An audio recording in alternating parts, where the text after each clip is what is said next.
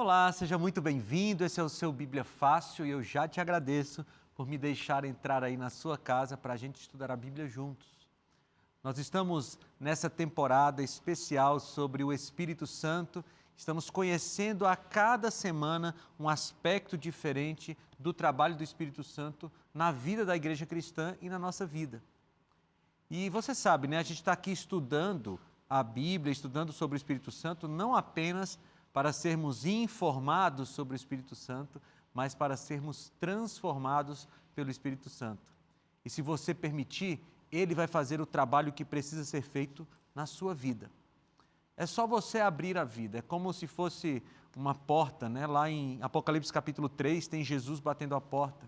E se a gente abre a porta, o Espírito Santo entra na nossa vida, aí ele vai fazendo reformas, ele tira algumas coisas, ele coloca outras coisas, às vezes incomoda um pouco, porque o Espírito Santo pode tirar coisas que nós gostamos muito, com as quais nós nos identificamos muito, mas todas as vezes que o Espírito Santo tira alguma coisa da nossa vida, é bênção, e quando ele coloca alguma coisa na nossa vida, também é bênção. E nós estamos aprendendo isso, né? Ao longo das semanas. Essa, eu já perdi a conta. Essa é qual semana, gente? Essa é a oitava semana que nós estamos aqui juntos, estudando a Bíblia cada vez mais. E já estamos aí na metade, né? Chegamos na metade da nossa jornada, que vai durar 15 semanas para a gente conseguir estudar, não tudo que tem sobre o Espírito Santo na Bíblia, mas uma boa parte daquilo que nós podemos. E hoje nós vamos falar sobre o Espírito Santo na vida dos apóstolos, no ministério dos apóstolos, ou no ministério apostólico. Eu já quero adiantar para vocês algo que eu vou falar um pouquinho mais na frente, mas vou falar agora, que é o apóstolo é aquela pessoa que é o enviado. É diferente do discípulo, né? Há uma diferença entre discípulo e apóstolo, e você vai conhecer essa diferença no programa de hoje e muito mais sobre como Deus atuou através do Espírito Santo na vida desses homens e também das mulheres que estavam ali ajudando no início da igreja cristã, tá bom? E eu quero convidar você para a gente orar, porque afinal de contas nós estamos entrando em terreno santo. Vamos orar. Senhor, mais uma vez nós vamos abrir a Tua Palavra e como nós somos felizes porque nós temos a Tua Palavra em nossas mãos. Nós queremos que o Senhor fale conosco, que o Senhor diga o que a gente precisa ouvir. E pedimos que o Espírito Santo ilumine a nossa mente para que possamos entender melhor o seu trabalho em nós e através de nós. É o que eu te peço em nome de Jesus. Amém. Vamos lá. Vamos para o nosso tema de hoje. Após a ascensão de Cristo, os discípulos aguardaram a vinda do Espírito Santo. Nós vimos isso na semana passada. Vamos fazer uma breve revisão, né? Lá em Lucas capítulo 24, lá no finalzinho, Jesus disse, fiquem aí até que vocês sejam revestidos de poder. Eu gosto dessa expressão, né? Revestidos de poder, porque o Espírito Santo, quando recai sobre nós, é como se ele colocasse uma armadura. Lembra lá de Efésios, no finalzinho, lá acho capítulo 6, Efésios capítulo 6 tem a armadura de Deus. É aquilo que nos ajuda a nos protegermos dos ataques do inimigo, mas também que nos equipa para a guerra, né? Quando o soldado colocava a sua armadura, ele não estava só se protegendo do inimigo, ele estava também se equipando para ir para cima, né? Para ir para a guerra, e nós estamos vivendo numa guerra espiritual nesse período. Então, Jesus ascendeu ao céu, diz para os discípulos ficarem aguardando, e tem esse texto de Lucas 24 que eu gosto demais. Eis que envio sobre vós a promessa do meu Pai. Qual foi a promessa do Pai que tinha feito? O batismo do Espírito Santo, o Consolador. Permanecei, pois, na cidade, até que do alto sejais revestidos de poder. E essa promessa de Jesus aconteceu 10 dias depois desse diálogo com os discípulos, né? Jesus ascendeu ao céu. 10 dias depois, quando completaram-se 50 dias da festa das primícias, ou seja, na festa do Pentecostes, ao cumprir-se o dia de Pentecostes, estavam todos reunidos no mesmo lugar. De repente veio do céu um som como de um vento impetuoso e encheu toda a casa onde estavam assentados.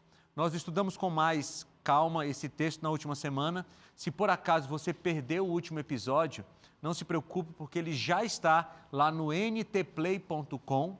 né, a nossa plataforma de streaming aqui da Novo Tempo e também no nosso canal do YouTube, youtube.com/Bíblia Fácil. Você pode assistir tanto o episódio anterior quanto os outros, tá? E para ficar por dentro de tudo que acontece aqui no Bíblia Fácil, é só seguir lá o nosso Instagram, @Bíblia Fácil. Muito bem, então Atos capítulo 2 foi essa promessa. Continua o versículo 3, e apareceram distribuídas entre eles línguas como de fogo, e pousou uma sobre cada um deles. Todos ficaram cheios do Espírito Santo e passaram a falar em outras línguas, segundo o Espírito lhes concedia que falassem. Essa, como nós vimos semana passada, foi a chuva temporã, a chuva que preparou o terreno para que a semente do Evangelho crescesse. Lembre-se, nesse período aqui, existiam os 12 discípulos e mais uma quantidade pequena de cristãos. Talvez no período do Pentecostes ali, antes do batismo dos 3.000, tivessem algumas centenas de cristãos, gente que seguia a Jesus. Lá no Pentecostes foram batizadas 3.000 pessoas.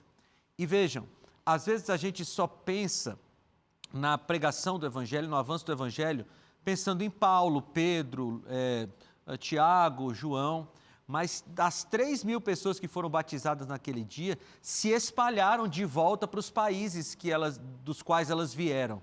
Né? Lembra, tinha gente de todos os lugares daquela região. Então, o Evangelho já começou a ser pregado lá.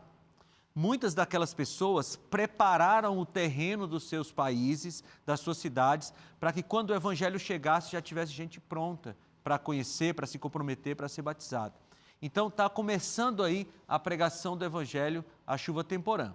Só para a gente relembrar esse gráfico que nós vimos ontem, esse aqui é um resumo da história da igreja cristã, que começa ali com o Pentecostes, a chuva temporã, que foi a semeadura, joga a semente na terra, aí você tem a ação do Espírito Santo ao longo da história, passando por 2023, onde nós estamos, e chega então a chuva serôdia, que vai ser a colheita que vai acontecer na volta de Jesus. A chuva serôdia é para a gente, para crescerem os últimos frutos, e então a gente vai ver Jesus voltar. E amigos, pelas profecias, nós já estamos aqui, pertinho do final desse gráfico, hein? Pela graça de Deus, e tem que ser logo, que Jesus volte logo para nos tirar desse mundo e para a gente encontrar com Ele pessoalmente.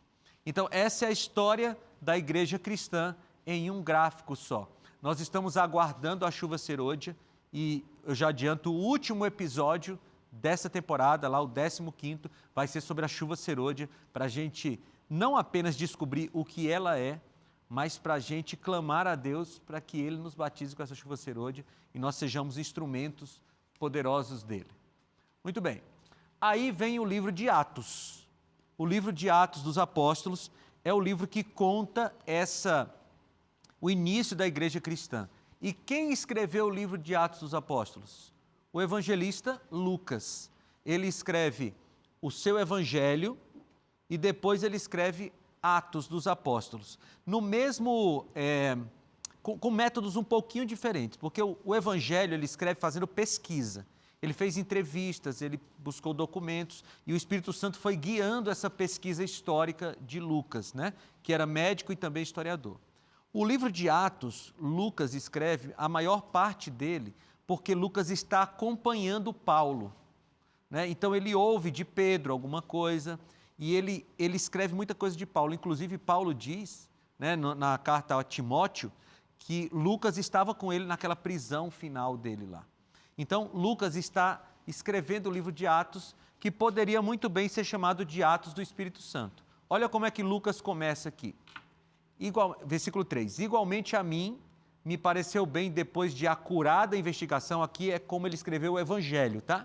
Depois de acurada investigação de tudo, desde sua origem, dar-te por escrito, excelentíssimo Teófilo, uma exposição em ordem.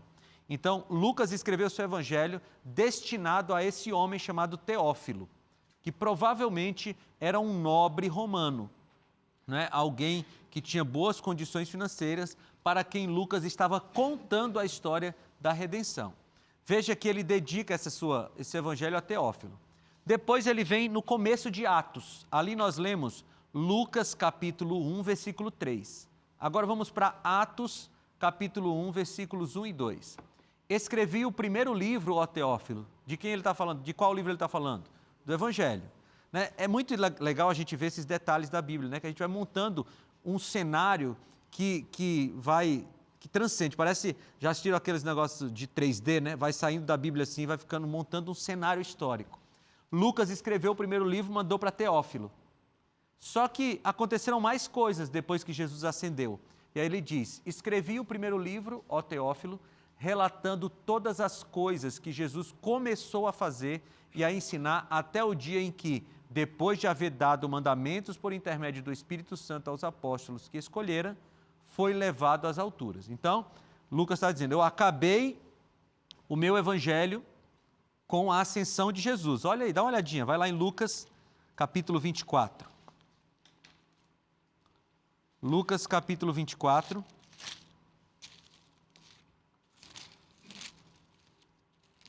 Você tem um documento histórico importantíssimo na sua mão.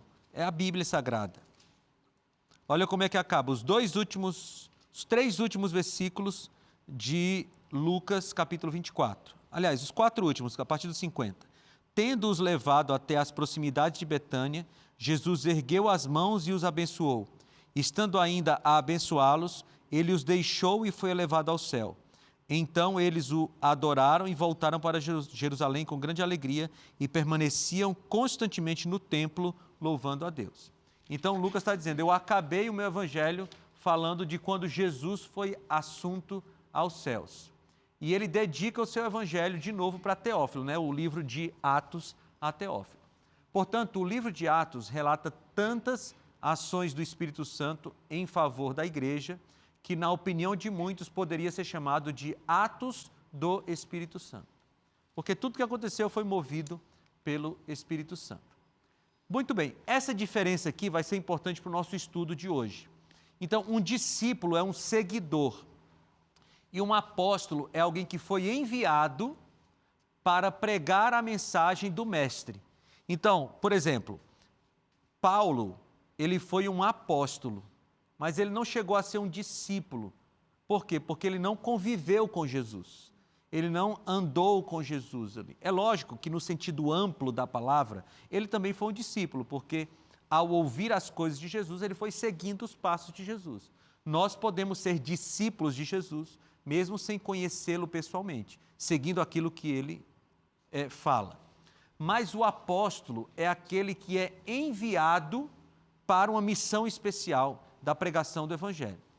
Então, todos nós podemos ser discípulos, mas nem todos têm sido apóstolos por aí, porque alguns não estão cumprindo ide, fazer discípulo de todas as nações, batizando-os em nome do Pai, do Filho e do Espírito Santo, ensinando-os a guardar todas as coisas que vos tenho ordenado, e eis que estou convosco todos os dias até a consumação do século. Mateus capítulo 28, a partir do versículo 19.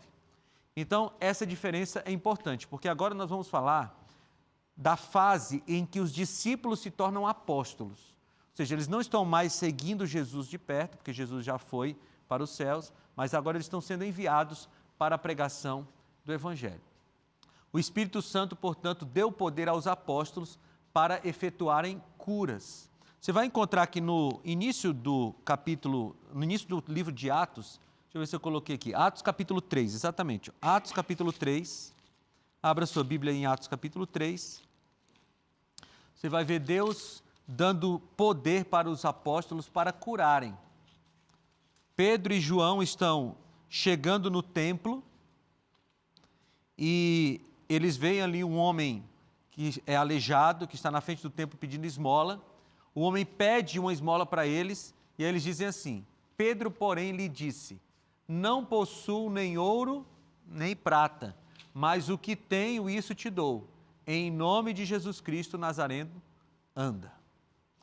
Por que nesse período aconteciam tantos milagres? Às vezes a gente pergunta assim, por que no período bíblico a gente vê os discípulos curando, os apóstolos levantando aleijados, curando cegos, Paulo curava as pessoas, depois a gente vai ver esse versículo, curava as pessoas com peças de roupa. Por que naquele tempo aconteciam tantos milagres assim de maneira tão profusa e hoje já não acontece tanto? Nós estamos aqui no período, hoje ainda acontece, mas não acontece com tanta periodicidade, né? Nós estamos aqui no período em que o cristianismo está se estabelecendo como a verdade de Deus para o mundo. E cada vez que acontecia algo milagroso desse jeito, era uma prova de que o cristianismo era realmente aquilo que estava sendo pregado. Hoje nós já temos o cristianismo estabelecido, inclusive nós temos os relatos bíblicos. Então, hoje os milagres não servem mais como prova do discipulado do apostolado. Pedro, João, Paulo precisavam dessa confirmação do Espírito Santo perante as pessoas, porque eles estavam chegando e dizendo assim, olha, eu estou pregando a verdade de Deus. Como é que você me prova isso? Aí Pedro diz, levanta-te e anda. Então, hoje nós não precisamos. Acontecem milagres hoje? Claro, claro. Eu poderia contar vários para vocês aqui que eu já presenciei, que já ouvi falar. Mas hoje os milagres não são tão necessários para a confirmação do Evangelho. Hoje acontecem milagres quando Deus quer fazer um milagre pontual, mas não necessariamente para a confirmação do apostolado. Bem, vamos aqui para outro ponto, tá? A gente viu aqui um primeiro, o Espírito Santo dando poder para a cura. Lembre-se que o dom de cura é um dom do Espírito, tá? E aqui o Espírito Santo na escolha dos 7 diáconos. Qual é o contexto aqui? Os discípulos, os apóstolos, estavam começando a se ocupar demais com assistência social. Por quê? Porque o número de cristãos foi crescendo e um dos compromissos que o cristianismo sempre teve foi cuidar das pessoas necessitadas. E existiam 2 grupos muito necessitados naquele tempo, que eram órfãos e viúvas. As mulheres, quando ficavam viúvas, elas ficavam completamente desamparadas. Só que o volume de viúvas que estavam precisando de ajuda da igreja estava começando a ocupar os apóstolos de tal forma que eles não estavam com tempo de pregar a palavra e de ter momentos de oração. Para resolver isso, o Espírito Santo indicou que eles escolhessem 7 diáconos. Atos capítulo 6, versículo 3. Mas, irmãos, escolhei dentre vós 7 homens de boa reputação, cheios do Espírito e de sabedoria, aos quais encarregaremos deste serviço. Veja, o serviço deles era um serviço de assistência social, mas até para isso eles precisavam estar cheios do Espírito. Por quê? Porque a assistência social, ela não é a pregação do Evangelho. A assistência social é uma porta pela qual nós entramos para pregar o Evangelho. Infelizmente, a gente vive num tempo em que muitas igrejas, muitas não, algumas igrejas, graças a Deus não todas, viraram ONGs, né? É só assistencialismo, a preocupação é só com o aqui, com o agora. Existem algumas teologias por aí, como a teologia da libertação, a teologia da missão integral, que acham que vão resolver os problemas do mundo com a politização do Evangelho. E isso não é bíblico, isso nunca foi bíblico. Nós só resolveremos os problemas sociais do mundo com a volta de Jesus. E o foco do Evangelho não é o social, o foco do Evangelho é o espiritual.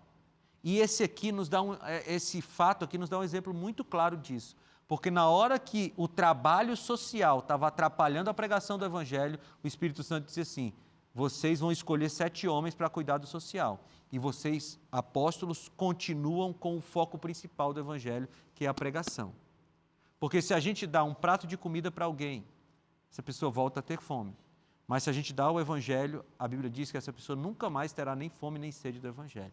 Estará salva, garantida para o mundo onde não teremos mais problemas sociais.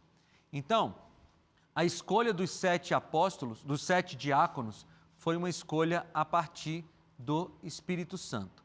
Muito bem, aqui nós temos o Espírito Santo dando poder aos apóstolos para ressuscitar mortos, não é? E aí nós temos aqui o texto que está em Atos capítulo 9. Veja que o livro de Atos, em cada capítulo do livro de Atos, você vai ver o Espírito Santo agindo. Vamos ler aqui Atos capítulo 9, versículo 40. Pedro agora, né? E vejam que coisa interessante. Vamos abrindo a Bíblia em Atos capítulo 9, só para eu fazer uma observação. Pedro foi aquele que na crucifixão de Jesus negou a Jesus, lembra? Por 3 vezes ele disse, não conheço, não conheço, não conheço. Ele se arrependeu profundamente, foi perdoado por Jesus e recebeu o Espírito Santo a ponto de ter poder de ressuscitar pessoas. O que nos indica que o nosso passado não tem nenhum tipo de poder para nos impedir que nós recebamos o Espírito Santo hoje. Pode ser que você que está me assistindo de casa tenha um passado podre, um passado que é vergonhoso. Se você se arrepender dos seus pecados e pedir poder do Espírito Santo para mudar de vida, você pode ser um instrumento nas mãos de Deus. Não duvide disso. E Pedro está aqui, ó. Mas Pedro, tendo feito sair a todos, pondo-se de joelhos, orou. E voltando para o corpo, disse, Tabita, levanta-te. Ela abriu os olhos e, vendo a Pedro, sentou-se. Você tem, então, Pedro ressuscitando uma pessoa. Isso deve ser um negócio impressionante, né? Um negócio assim, às vezes eu fico pensando como eu reagiria se eu estivesse nos tempos bíblicos vendo aquelas coisas ali. Porque uma pessoa está morta e, de repente, ressuscita. Eu tenho um professor que ele ficou declarado morto por algumas horas. E depois ele ressuscitou. Ele foi meu professor. E os médicos disseram, olha, não tem mais o que fazer, está morto. E deixaram ele lá em cima daquelas mesas, né, daquelas macas.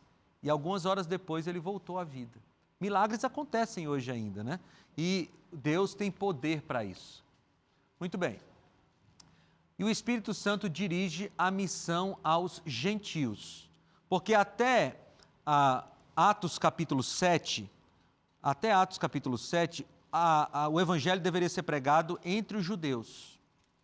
Em Atos capítulo 7 acontece algo que muda as coisas, né? O discurso de Estevão está ali a partir do capítulo 7, versículo 1. E quando Estevão foi apedrejado, então o evangelho passou a ser pregado em todo o mundo, fora dos judeus. Porque até Estevão, quem queria se salvar fazia o quê? Tinha que se tornar judeu. Até Estevão, todos que queriam ser salvos tinham que se tornar judeus. A partir de Estevão, a pregação do evangelho vai para os gentios e não precisa mais se tornar um judeu para ser salvo. E aqui tem um ponto profético importante. Lá na profecia das 2.300 tardes e manhãs, em Daniel capítulo 8 e 9, tem um período chamado de 70 semanas, né, que foram cortadas da profecia grande. Quando acabam as 70 semanas? Na morte de Estevão. Então, acabam as 70 semanas, era o período de exclusividade dos judeus, agora o evangelho é pregado para todas as pessoas. Então vamos lá, missão para os gentios. Atos capítulo 13. E servindo eles ao Senhor e jejuando, disse o Espírito Santo, separai-me agora Paulo, ou Barnabé e Saulo, para a obra a que os tenho chamado. Esses 2 homens iriam pregar para os gentios. E o Espírito Santo ajuda a reprimir os enganos, né? E a gente vê isso ali no começo da era cristã, era muito comum que tivesse desvios doutrinários. Eu vou mostrar um para vocês aqui em Gálatas, mas depois a gente vê outros. Pode falar, Márcio. Pastor, a gente vê Jesus falando, né? Fiquem em Jerusalém até que do alto sejam revestidos. Atos 1:8 fala que quando eles recebessem aquele poder, eles seriam testemunhas. Aí diz lá a ordem, né? Jerusalém, Judéia, Samaria e até os confins da terra. Aí, no capítulo 2, eles recebem o Pentecoste, né? Ali, a descida do Espírito Santo. Uhum. Ainda assim, eles resistem. Apesar de a pregação, 3.000 almas e tal, mas eles estão muito concentrados ainda em Jerusalém, eles não saem dali. Uhum. Isso vai acontecer com a morte de Estevão, que aí, quando Estevão morre, o evangelho vai exatamente se espalhar para a ordem que Deus havia dado em Atos 1:8, Jerusalém, Judéia, naquela ordem ali, sim, de forma tremenda, né? Aí a minha pergunta é possível uma pessoa ser cheia do Espírito Santo, como foi em Atos capítulo 2, e ainda assim resistir a esse chamada por conta de uma capa religiosa, tipo assim, não, peraí, eu sou cheio do Espírito Santo, mas para cá, para ali eu não sou, ou seja, um evangelho exclusivista. Olha, a sua pergunta é muito boa, eu vou te responder com 2 textos bíblicos aqui.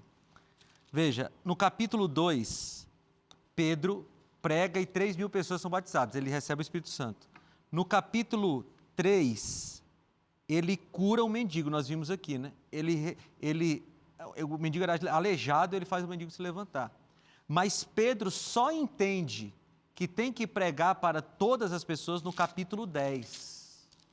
O que acontece no capítulo 10? Aquela visão do lençol, lembra? Aquela visão do lençol quando Deus diz assim, olha, eu considerei os gentios como puros, não considere como impuros. E ele faz Pedro ir até a casa de um gentio para poder entrar na casa de um gentio, porque os judeus não entravam na casa de gentios, entrar na casa do gentio para Pedro entender. E ele diz lá no final do capítulo 10, agora eu entendi que Deus não faz acepção de pessoas. Quer ver? Deixa eu ver se eu encontro esse texto aqui. Versículo 44. Enquanto Pedro ainda estava falando, essas palavras do Espírito Santo desceu sobre todos os que ouviam. Os judeus convertidos que vieram com Pedro ficaram admirados e tal. A seguir disse Pedro, versículo 47, pode alguém negar água, impedindo que estes sejam batizados?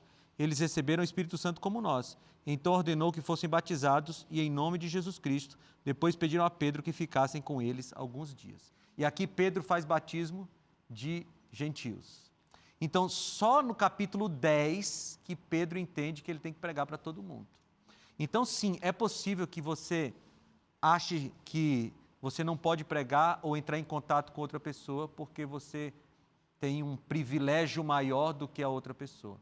E Deus foi quebrando isso. Mesmo Pedro, cheio do Espírito Santo, Deus ainda teve que dizer assim, olha, ele não entendeu ainda. Beleza, eu vou dar uma visão para ele. E aí Deus faz descer um lençol cheio de animais. Depois vocês leem o capítulo 10, é uma visão muito interessante. Mas sim, a capa religiosa pode atrapalhar. Porém, se você se deixou trabalhar com o Espírito Santo, ele vai falar com você em algum momento e vai ajudar você a entender o todo. Legal, né? Estudar a Bíblia? Então não sai daí, porque a gente volta no próximo bloco estudando mais sobre o Espírito Santo na vida dos apóstolos.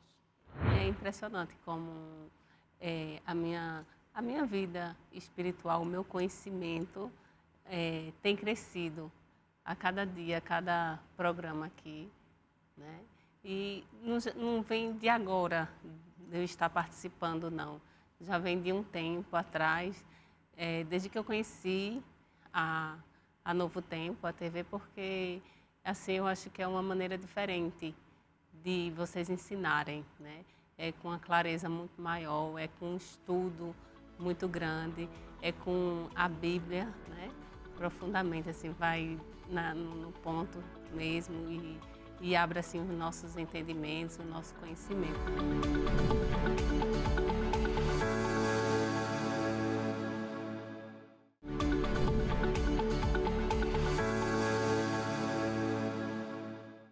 Estamos de volta com o seu Bíblia Fácil nesse mês de maio, que é um mês muito especial, porque é aniversário do Anjos da Esperança, desse projeto que sustenta essa rede de comunicação e está completando 18 anos de existência, o projeto Anjos da Esperança, e você já está aí ouvindo na TV, na rádio, a campanha especial que nós estamos participando, para você dar um presente para o Anjos da Esperança, uma doação especial nesse mês de maio, para que a gente possa continuar avançando no ano de 2024 e também para os anos seguintes, com os sonhos que nós ainda temos.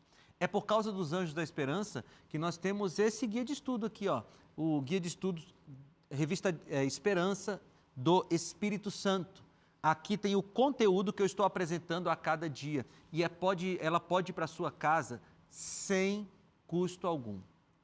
Como é que você faz isso? É só pedir, porque os Anjos da Esperança já pagaram por ela.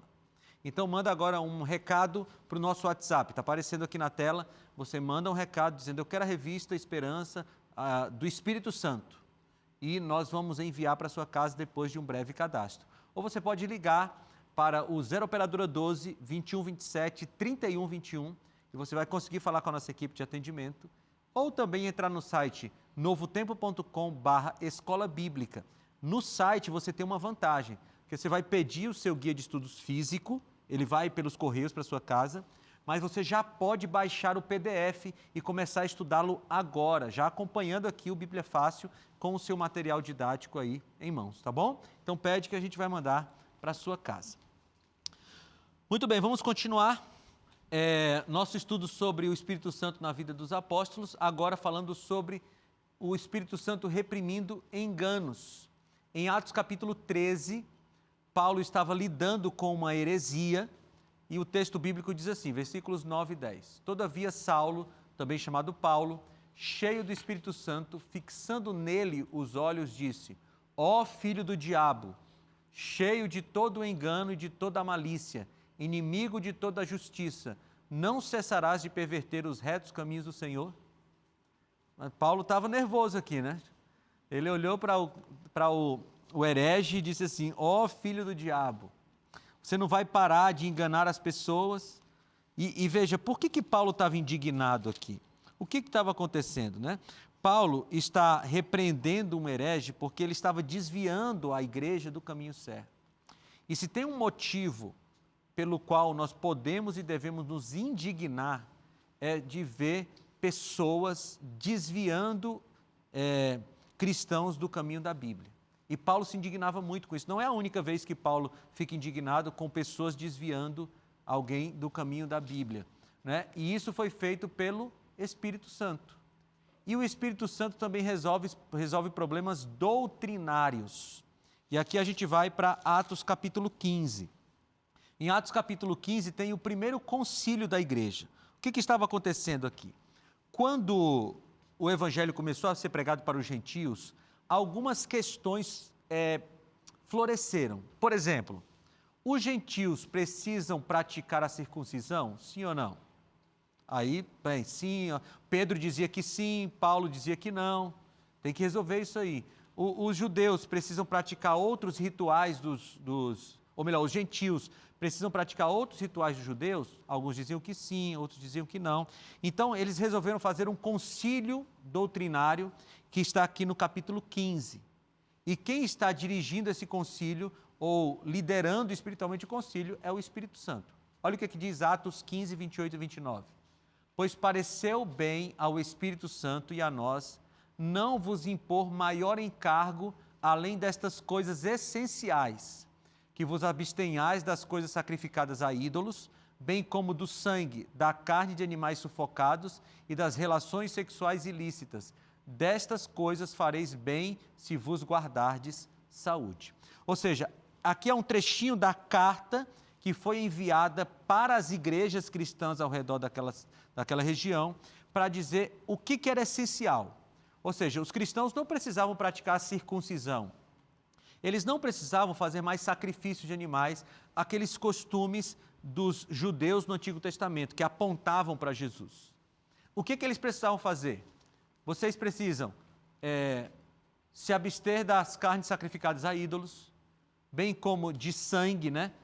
Esse era uma recomendação de saúde, não tomar o sangue dos animais, das carnes sufocadas e das relações sexuais ilícitas. Qualquer coisa que estivesse fora do padrão estabelecido por Deus.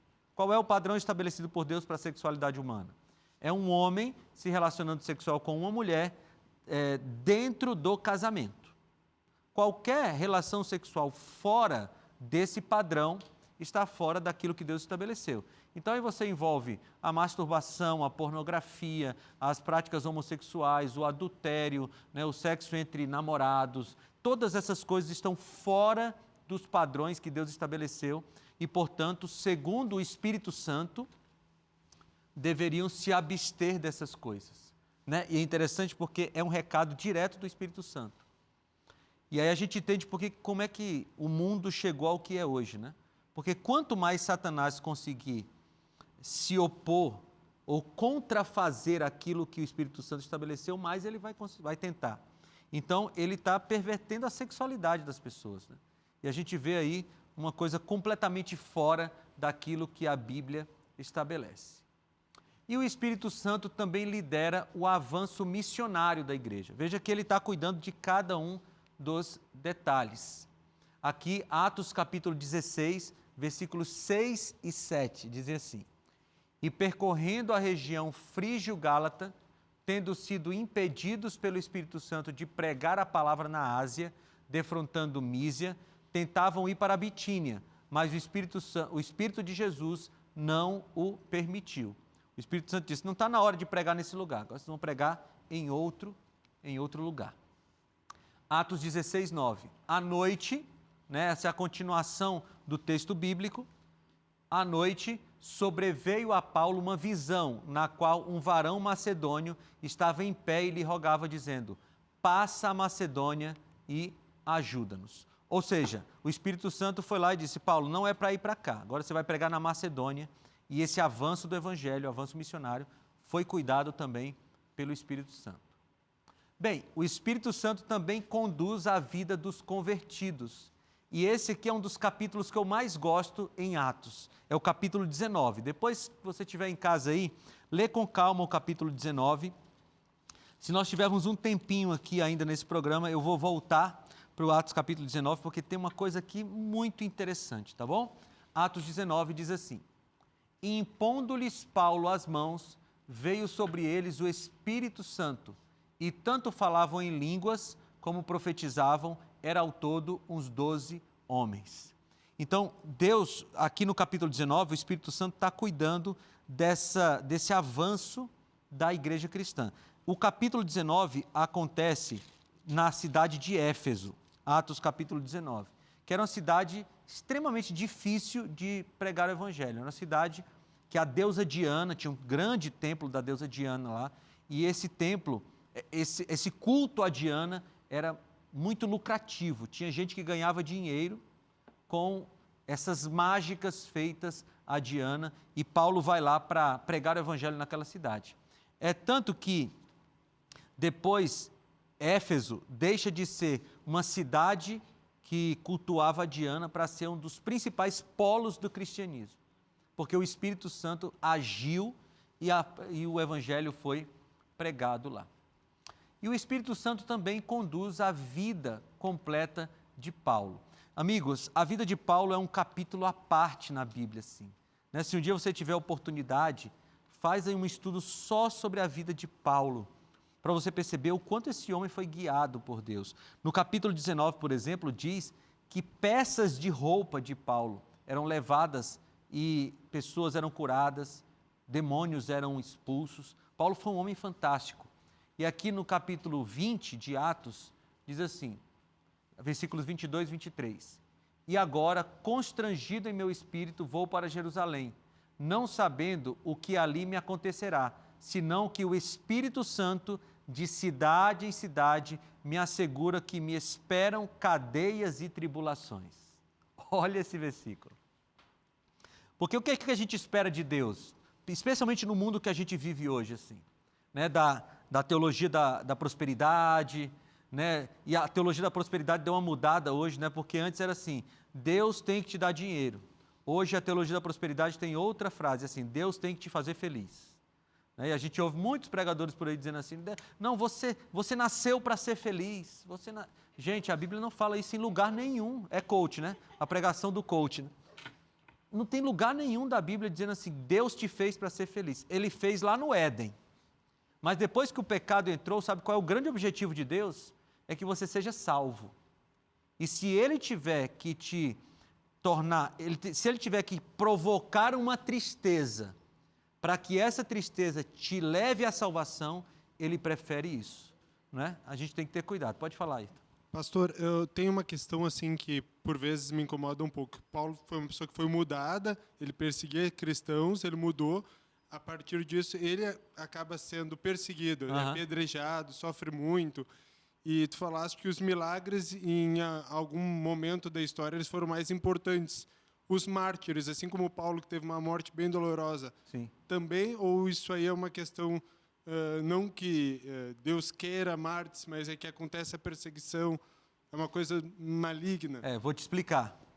Veja, se eu tenho um inimigo que é mais forte que eu e eu não posso atingi-lo, qual a melhor maneira de eu fazer ele sofrer? Atingindo os filhos dele. Quem tem filho aqui sabe disso. Se alguém fere você, você sofre. Mas se alguém fere seu filho, você sofre muito mais. O diabo não tem poder contra Deus. Nenhum. Mas o diabo faz Deus sofrer fazendo seus filhos sofrer. Então os mártires, eles são um grande exemplo de fé, porque eles disseram assim, você pode me matar, você pode me queimar vivo, eu não vou negar Jesus. Mas por outro lado, você faz o coração de Deus sofrer ao você fazer o filho dele sofrer. Então é maligno. Não é Deus, não foi Deus que disse assim, você vai ser martirizado. Era o inimigo de Deus que estava se levantando contra eles. Deixa o Márcio falar, depois você fala. Você quer falar ainda, Márcio? No original, Atos 1:8, quando fala testemunhas ali, está falando mártires. Aham. Vocês serão mártires. Porque a morte do justo, ela é frutífera. Essa morte traz vida. A morte de Cristo na cruz. Tem um livro Né? que eu li, O Grande Conflito, que a autora diz assim, você ia citar isso aí? Então não vou falar, vou deixar ela falar, pode Então, terminar. eu creio que apesar, né, da gente olhar isso e dizer como pode ter acontecido, mas o plano de Deus é maior que a morte do homem. Sim, Né? Eu acho que se o diabo pudesse, ele teria paralisado Paulo muito antes. Então, Deus, até na morte na hora do que Deus justo, permitiu. Né? até na morte do justo, Deus tem um propósito. E você pode observar isso em Jó, porque Satanás só consegue chegar a Jó depois que ele vai lá e Deus diz assim, deixa. Aí Deus diz, tá bom, então vai lá, toca nele. Né? Mas pode falar o que você ia falar, eu quase te atrapalhei. Então, no livro Grande Conflito, né, da Ellen White, né, que respeito muito, admiro, mulher daquela época, né, o Espírito Santo usá-la, e fala sobre os mártires. Meu Deus, né, tem os valdenses que todos conhecem, mas tem uma parte lá que ela fala assim, que eles vestiam a caráter, de roupa, né? Diziam com a melhor roupa com para a melhor morte. roupa e com o sorriso deles, né? O rosto deles brilhavam por causa do Espírito Santo. E eles iam lá como se fosse era uma vitória, Sim. né? E aí ali muitos cantavam, né? Estavam cantando, né? E assim, todos viam aquele espetáculo ali, mas de uma certa forma aquele espetáculo ali, muitas vidas eram Sim, muitas tocadas, pessoas eram né? tocadas. Ela diz no livro que o sangue dos mártires era semente, porque caía e frutificava com novos cristãos, né? Tem a história de um mártir, que é o Jerônimo, que ele ia ser queimado, ele estava preso na estaca, e o algoz ia colocar fogo atrás dele, assim, para ele não ver o fogo pegando, né? E aí ele disse assim, põe fogo aqui diante de mim. Se eu temesse a morte, eu não estaria aqui. Gente, isso me arrepia, né? Porque, embora fosse uma estratégia de Satanás para maltratar os filhos de Deus, era o contrário que acontecia, porque a pessoa ia tão feliz para a morte, por morrer por Jesus, que aquilo frutificava para muitas pessoas, né? Você quer falar? Que às vezes a gente se converte, a gente muda com o Espírito Santo e nessas mudanças algumas coisas têm que ser afastadas na nossa vida e é complicado, mas... Às vezes é o nosso martírio, né? Exatamente. Porque eu mesmo, às vezes, eu me sinto assim fraco na fé. E às vezes a gente pensa, será que o Espírito Santo está presente? Puxa, como é que eles suportaram tudo aquilo ali com o Espírito Santo e eu, às vezes, coisas pequenas assim deixam abalar a minha fé? Será que eu tenho o Espírito Santo tão forte assim em mim para ter uma vida reta, correta, como a gente quer ter, que acredita em Jesus, acredita em Deus e no Espírito Santo? E isso aí mexe bastante comigo. Nós negamos a Jesus porque ele pede para a gente abandonar determinadas coisas pequenas. Se colocasse a gente diante de uma fogueira, o que a gente faria, né? Você quer falar ainda? Por isso que a presença do Espírito Santo na nossa vida é tão essencial nessa época que estamos hoje. Olhando para aqueles lá, será que hoje seríamos capazes disso? Porque aqueles estavam cheios do Espírito Santo. Sim. Somente uma pessoa cheia do Espírito Santo, porque em sã consciência, nossa, perna A gente porque te foge da quero, dor, né? Que é isso? Mas a ponto de a família inteira ser morta é porque vale a pena ser cheio do Espírito Santo e vale a pena continuar. E você olha as coisas de maneira diferente, né? Tem tanta história de mártir assim, que a gente se emociona, né? Tem um livro escrito, acho que no século XVI ou XVII, pelo John Knox, ou John Fox, agora eu esqueci o nome do cara. É o livro dos mártires. Tem tantas histórias assim que nos desafiam, né? Às vezes a gente olha assim e diz, puxa, como minha fé é pequena, né? Porque eu fico pensando, se alguém chegasse para mim e dissesse assim, vou matar teus filhos e tua esposa, se você não negar Jesus. Olha, eu nem gosto de pensar nisso, né? Mas é uma coisa assim impressionante, né? Mas aqueles homens estavam cheios do Espírito Santo e Paulo, ele morreu por essas coisas. Pedro e Paulo, né? O Espírito Santo anela continuar a sua obra com a nossa ajuda. A gente vê Pedro sofrendo, Paulo sofrendo, sendo preso. Se você olha para 2 Coríntios capítulo 11, Paulo conta várias coisas que ele sofreu. Acho que é 2 Coríntios capítulo 11, que fala das vicissitudes. Paulo vai dizendo assim, quantas coisas ele sofreu. Aqui, ó, ele diz assim, visto que, 2 Coríntios capítulo 11, versículo 16, a partir do 16, ele diz assim, no versículo 18, no versículo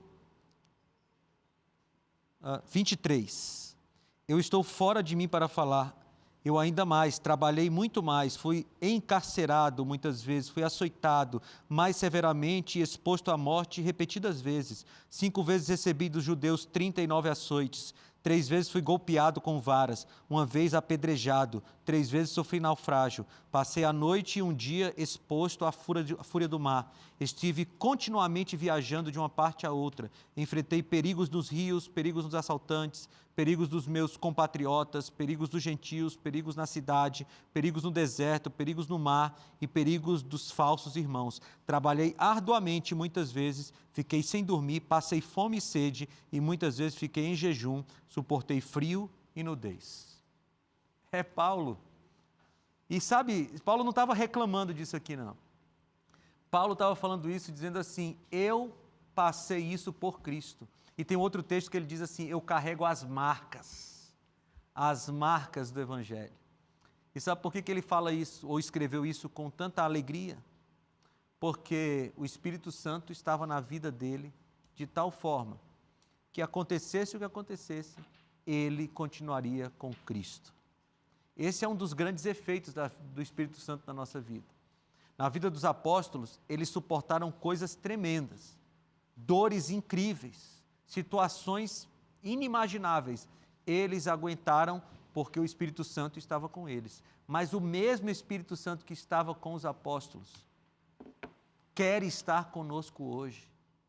E nós só precisamos pedir. E se você por acaso está sofrendo por causa do Evangelho, antes de pedir a solução do seu problema, peça a força do Espírito Santo. Porque pode ser que quando a força do Espírito Santo chegar, o problema nem te afete mais. Você quer falar sobre isso com Deus? Então fala enquanto você ouve esse hino.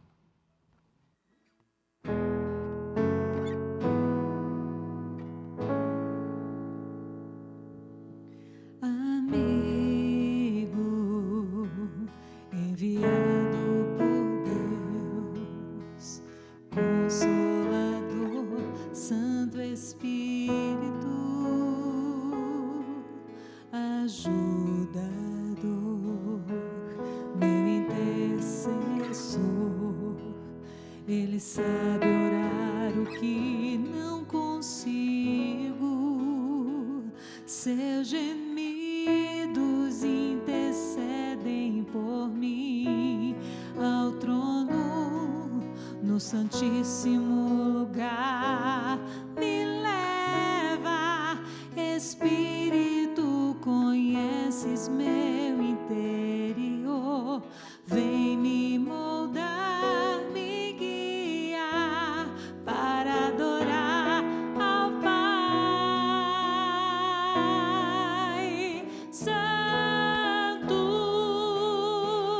és bem-vindo, Santo,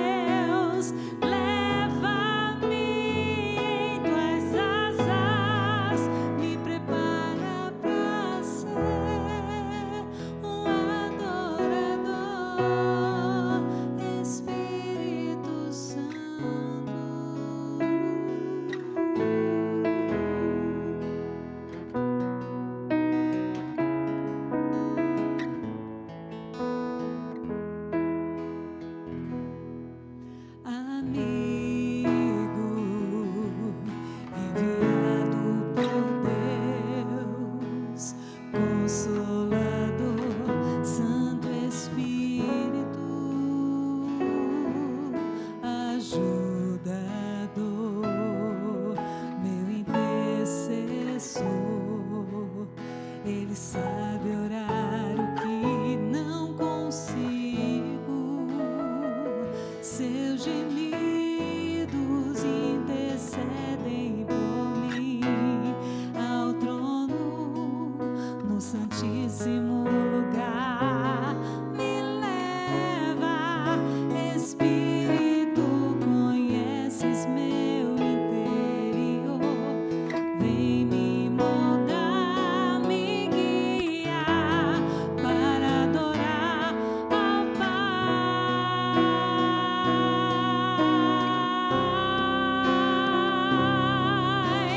Santo, és bem-vindo. Santo, Espírito de Deus, enviado para ser meu sustento, consolador, libertador. Espírito Santo, vem me abraçar. Santo, Espírito de Deus, leva-me em tuas asas, me prepara para ser um adorador. Espírito Santo, és bem-vindo. Santo, Espírito de Deus, enviado para ser meu sustento, consolador, libertador. Espírito Santo, vem me abraçar. Santo, Espírito de Deus, leva-me em tuas asas, me prepara para ser um adorador. Espírito Santo,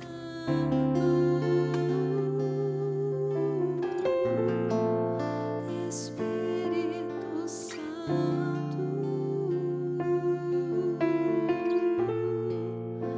Santo, Espírito Santo.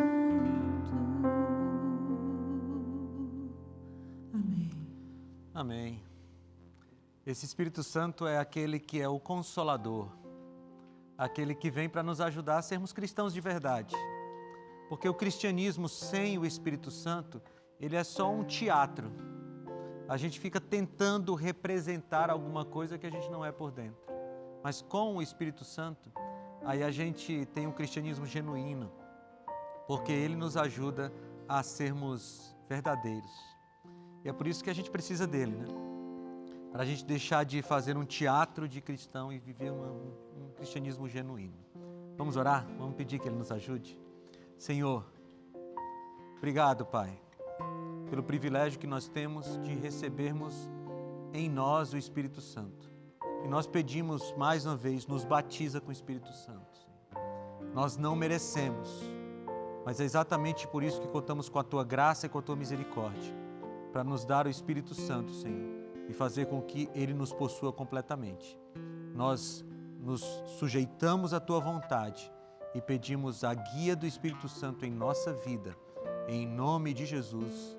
Amém, Senhor. Amém. Depois do programa de hoje, eu vi que o Espírito Santo trabalha mesmo na vida de cada um e que o Espírito Santo está ali, né, dizendo o que a gente tem que fazer e se a gente faz alguma coisa de errado, o Espírito Santo está ali para nos orientar, como orientou também a vida dos apóstolos, né? Todos os temas assim têm me chamado a atenção, mas quando eu penso na chuva seródia, que seria aquela porção dobrada do Espírito Santo, eu também quero entender como é que vai ser isso, a gente ser mais capacitado, mais glorificado do que a gente é agora, né? Eu tenho muitas experiências pessoais com o Espírito Santo. Então, poder falar sobre isso, poder ouvir sobre isso é algo incrível.